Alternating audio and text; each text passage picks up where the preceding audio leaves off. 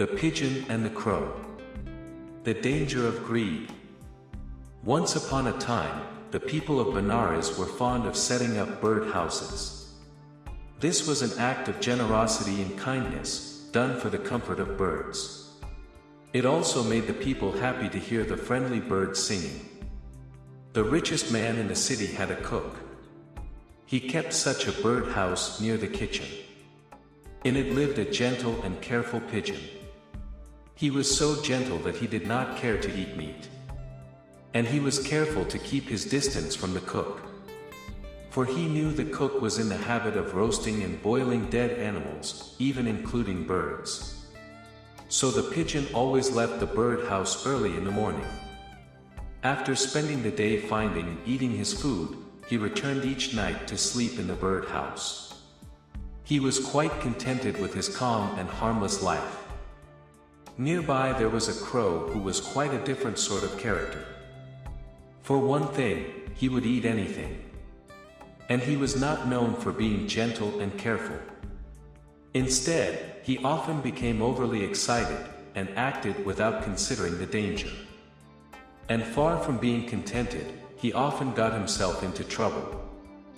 One day the crow smelled the delicious food being cooked in the rich man's kitchen. He was so attracted by the odor that he could not take his mind off it. He decided that he must have the rich man's meat at any cost. So he began spying on the kitchen, trying to figure out a way to get some of the meat and fish. As usual, that evening the pigeon returned with his little belly satisfied, and contentedly entered his little home for the night. Seeing this, the hungry crow thought, "Ah, wonderful! I can make use of this dull pigeon to grab a delicious feast from the kitchen." The next morning, the crow followed the pigeon when he left for the day.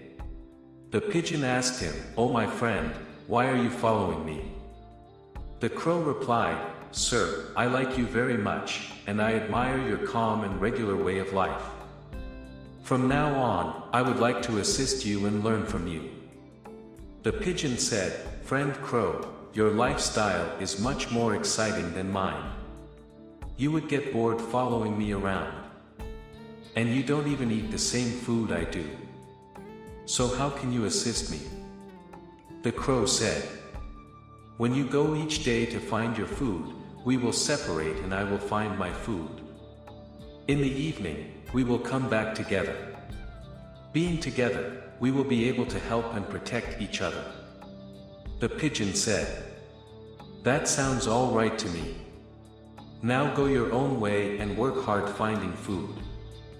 The pigeon spent his usual day eating grass seeds.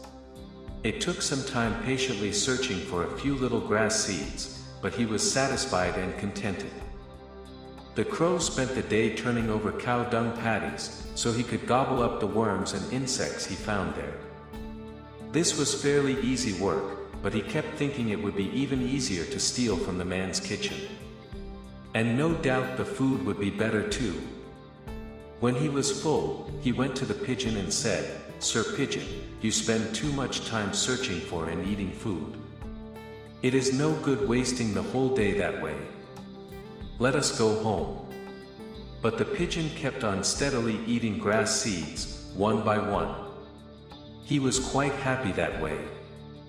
At the end of the day, the impatient crow followed the pigeon back to his bird house. They slept in it together peacefully. They spent several days and nights in this way. Then one day there was a delivery of many kinds of fresh meat and fish. The cook hung them on hooks in the kitchen for storage. The crow saw this and was overwhelmed by the sight of so much food. His desire became greed, and he began plotting a way to get it all for himself. He decided to pretend to be sick. So he spent the entire night groaning and moaning. The next morning, the pigeon was ready to go look for food as usual. The crow said, "Go without me, Sir Pigeon, I have been sick to my stomach all night long." The pigeon replied, "My dear crow, that sounds so strange. I've never heard of a crow getting an upset stomach. but I have heard they sometimes faint from hunger. I suspect you want to gobble up as much as you can of the meat and fish in the kitchen.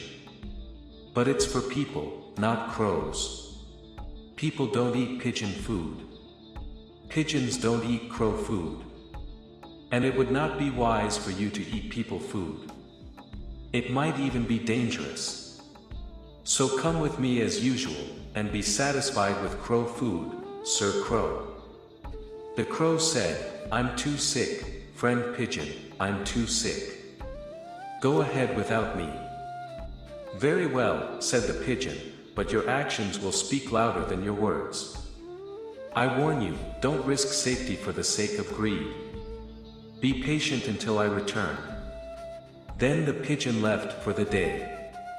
But the crow paid no attention. He thought only about grabbing a big piece of fish, and was glad to be rid of the pigeon. Let him eat grass seeds, he thought.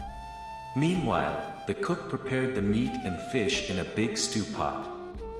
While it was cooking, he kept the lid slightly off, to allow the steam to escape. The crow smelled the delicious fragrance in the rising steam. Watching from the birdhouse, he saw the cook go outside to rest from the heat. The crow saw that this was the chance he'd been waiting for. So he flew into the kitchen and sat on the edge of the stew pot. First he looked for the biggest piece of fish he could find. Then he stuck his head inside and reached for it. But in so doing, he knocked the lid off. The clattering sound brought the cook into the kitchen at once. He saw the crow standing on the edge of the pot with a fish bigger than he was, hanging from his beak. Immediately, he closed the door and window of the kitchen. He thought, this food is for the rich man. I work for him, not for some mangy crow. I will teach him a lesson he'll never forget. The poor crow could not have picked a worse enemy. This cook just happened to be rather ignorant, so he did not mind being cruel when he had the upper hand. He took no pity at all on the clever crow. He grabbed him, and plucked out all his feathers. The poor crow looked ridiculous without his shining black feathers. Then the vengeful cook made a spicy paste from ginger, salt and chili peppers. He rubbed it all over the crow's pink sore skin. Then he put him on the floor of the birdhouse, and laughed. The crow sweated and suffered from the terrible burning pain. He cried in agony all day long. In the evening, the pigeon returned from a quiet day searching for and eating grass seeds. He was shocked to see the terrible state of his friend the crow. He said, obviously, you didn't listen to me at all.